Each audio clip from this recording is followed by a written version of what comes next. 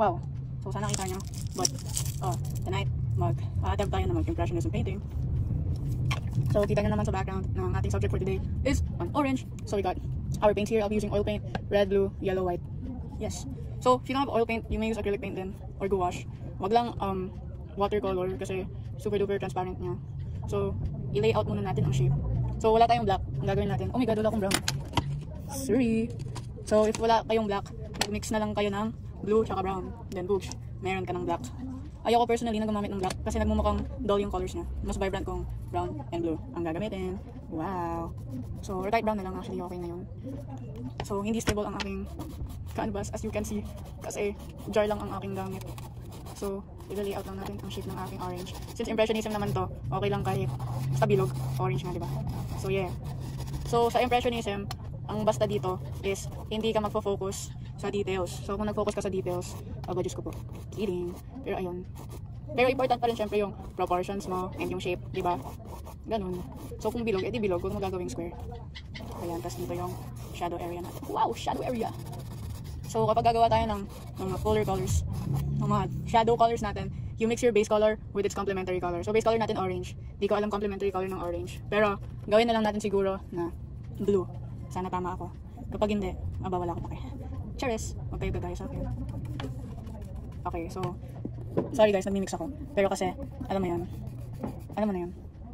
Hindi naman actually bawal mag-mix sa impressionism. Pwede naman. Kung manonood ka ng ibang tutorial, minimix nila yun. Trust me. Trust me on this one, chat. So, ayan. O diba, nagmukhang blue. So, actually okay na yan. Mukha siyang green. Pero, that's okay.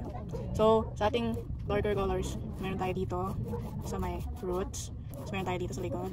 Wala akong linseed oil, kaya very dry ang aking paint. So, I'm so sorry. Pero, nawawala siya eh. Like that, like so. Wow.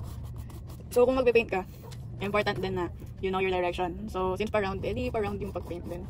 Gets ba? Pero kung ayaw nyo, okay lang din. Walang problema sa akin. You do you. So, ayan. O, diba? Ang galing. Meron tayo ng shadow. Actually, wait lang. Sobrang dry talaga niya, guys. Anyways, basta meron tayong shadow colors. So, ayun. Base color plus complementary color books. Shadow. Lalo na kung yellow yung base color nyo. Kung yellow, use brown or purple. Trust me, guys. Kapag black, nagmumukha siyang green. Pahit kayo nun, lemon nyo, color green. Syempre, hindi.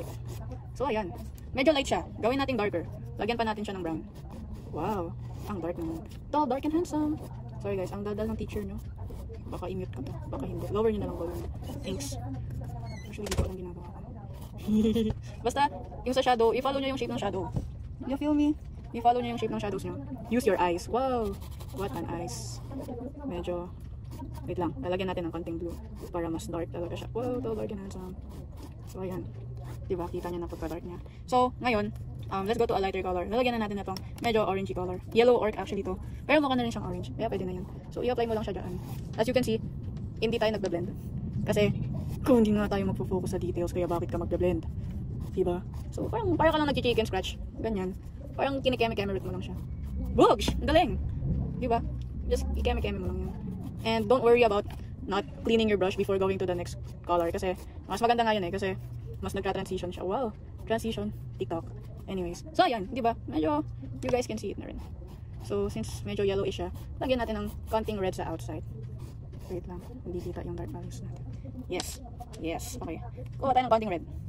Tapos, kasi sa reference ko, medyo may pagka-red siya sa outline niya. Wow! Outline. Galing. So, ganyan. Tapos, ganyan. Tapos, ganyan. Actually, yung red, more on ano siya. Transition color from shadow to your base color. You feel me? Gets nyo ba? Transition. Wow! So, yes. Basta lagyan nyo ng red kapag kita nyo may red. Yes. Ganun! Tapos, balik tayo sa yellow natin. Sorry. So, ayan. Tapos, lagyan na natin ng mas lighter na yellow. Swoosh. Just make your way up to the light. Ooh! What a philosopher quote. Diba? Parang naglo-learn tayo ng life lesson hanggang nagpe-paint. Or kahit na walang kwenta din. Okay lang yan. Basta meron. So, ayun. Medyo nakikita nyo na, right? Right? Sana. Kasi ako hindi. Wow! Nawala ang aking Basta ganyan. So, palapit na tayo sa Yes, sa lighter, sa may highlight. Yes! Yes, madam! So, dagdagan nyo lang ng dagdagan ng lighter color as you make your way up to the lightest kinemmer. Basta depende yan sa reference mo. Kung pinipaint nyo si crush, hala, nakaka-offend. Gimme! Just kidding. So, ayan. Diba? you can see the orange. You can see the orange. So just keep working your way up. As you can see, di ba? Very good kayo dyan mga students ko. So, ayan. Tapos, lagyan na natin itong super bright na yellow kasi naubusan na ako ng isang yellow. Boosh. Oh, look how beautiful. Diba? So, huwag kayong matakot sa mga dark colors. Kasi, ayun ang nagpapabuhay sa ating paintings. Wow! Boosh! Orange! Lagyan natin ng konting light dito sa may part na this. Para, kasi hindi na makita yung ating shape na may parang, sa may stem part. Kaya, balikan natin yan. Hoy! Saan all binabalikan? Kimi. So, ganyan. You can see it. You can see it, right? Of course, you can see it. So, hindi siya perfect, which is our goal. So, ngayon, kukuha tayo ng konting white. Nilalagay lang natin yan sa may middle layer na may white siya. Kasi it's our highlights. I-dab-dab na lang natin dyan. So, saan pa ba may white? Hindi ko na lang eh. So, basta lagyan mo ng white here and there. Boosh! Diba? Lagyan mo ng pa-swirly effect. Ooh, pa-swirl. So, hindi natin dito sa stem. Yeah. Ooh. Ooh. Call yourself the new Claude Monet. Ooh. Ooh. Ooh! Ooh! Ang galing, ang galing. Now, let's move on to the stem. So, ano ba color ng stem? Malamang, color green. So, kukuha tayo ng green. If madumi yung brush nyo, kahit i-swipe nyo na lang sa, like, saan nga ba? Sa tissue. Pero if acrylic gamit mo, ginisin mo yan kasi titigas yan. I do not recommend. Sayang yung paintbrush. Please guys, take care of your paintbrush kasi super duper expensive na ang paintbrush nowadays. And ayun, ginisin yung paintbrush nyo. Huwag kayo tamagan. Thanks. So, dito naman tayo sa green. Ano ba ang complementary color ng green? Eddie Furfall. Charot, it's not Furfall. It's red. Red yung complementary color ng green. I'm so smart. Anyways, kuha tayo ng green. Tapos, lagyan natin ng konting red. Boosh! Shadow color. So, again, start off with the shape. So, dito tayo sa may base ng stem. Tapos, dito tayo sa may mismong stem. So, meron siyang pa-leaf effect. Kaya, mag-drawing din tayo ng, hala, yung canvas ko, ng leaf. Wow! May leaf! Ang galing! So, ito yung leaf natin. So, right now, mukha siyang hindi leaf. Mukha siyang blood moon na mutated. Kasi, ayun. So, lalagyan natin ng lighter na green. Hindi na natin lalagyan yan ng red, syempre. So, green na lang siya. And then, ilalagay mo dun sa mid values nyo. You feel me? Ayun. Ano nga bang mid values? Yun yung not too dark, not too light. Wow! Perfect. Sana all. So, ayan. Lagyan mo lang ganun.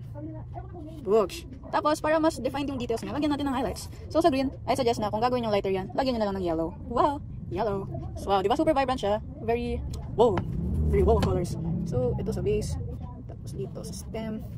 Diba? Ilang minutes lang natin to ginawa? 15 minutes. Medyo matagal kasi madaldal ako. Pero siguro, kung hindi madaldal, mga 5 minutes lang yan. Pero syempre with art, you have to take your time. You know, kasi you have to enjoy the process, gang. You know, art is a form of expression. Boosh! Panis! Meron na tayong orange! Napakagaling! Now, for the background, ang background ko actually is just a very, very dark green. So, kukuha na ako ng black. Kasi, ayoko na mag-mekos-mekos ng colors para sa background. Kuha tayo ng konting black. Tapos, i-mix-mix natin. I-mix-mix natin. Like this. Wow! Oh, wow! Kita nyo ba? Sana kita nyo. Also, by the way, sana if you're painting, very sana, like, well-lighted area. Para, alam mo yun, hindi mo mess up yung values and colors mo. So, it's important to work in a well-lighted area. Because, again, we're working with colors. So, ayun, diba? Hindi ako naglinis ng brush, ha? Konti lang. Like, doon sa may stem, tsaka ko lang siya nilinis. Kasi baka magmukhang orange ang ating leaves. Pero, ayun. Pero dito sa buong part na yan, hindi ako naglinis ng brush. Awesome! So, ayan. Pwede nyo na to skip. Basta gets nyo yung ginawa ko sa orange. Bye-bye! Tapusin ko na to. Boosh! Orange!